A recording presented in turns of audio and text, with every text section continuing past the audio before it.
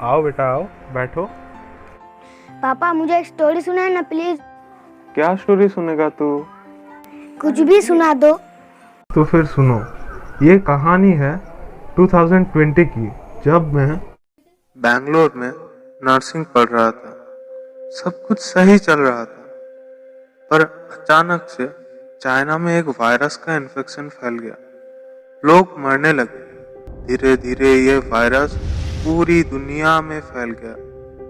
America, Italy, रसिया, Spain, लगभग सारे देशों में इस वायरस के इन्फेक्शन से बहुत लोग मारे गए। डिजीज का नाम दिया गया कोविड-19, यानी कि 2019 नोवेल कोरोना वायरस।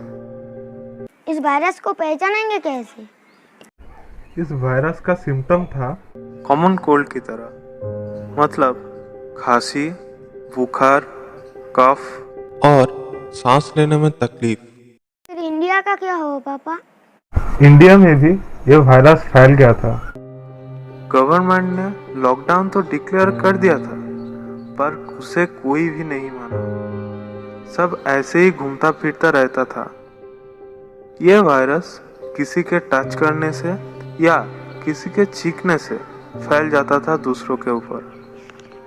इसीलिए ये पूरी इंडिया पे भी फैल गया।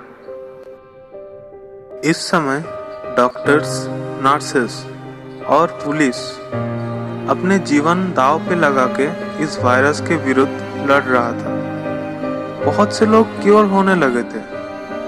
फिर भी जितना लोग क्योर हो रहे थे, उससे ज्यादा लोग और भी इन्फेक्टेड होने लगे थे, लॉकडाउन ना मानने की वजह से। ये वायरस से हम कैसे बच सकते थे? सोशल डिस्टेंसिंग, मतलब प्रति एक को दूसरे से 1 मीटर के डिस्टेंसिंग पे रह के, बाहर जाते समय मास्क यूज करके, लॉकडाउन मेंटेन करके,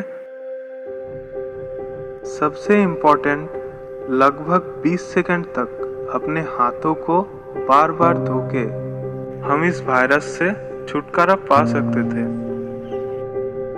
फिर क्या हुआ पापा? लगभग सारी जगह पे ये वायरस फैल गया था।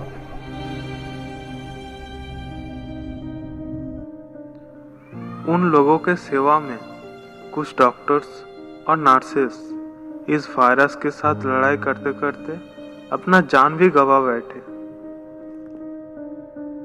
पर वो लोग हार नहीं माने, लड़ते गए। लोग भी धीरे धीरे समझने लगे और घर में रहने लगे, हाथ धोते रहे।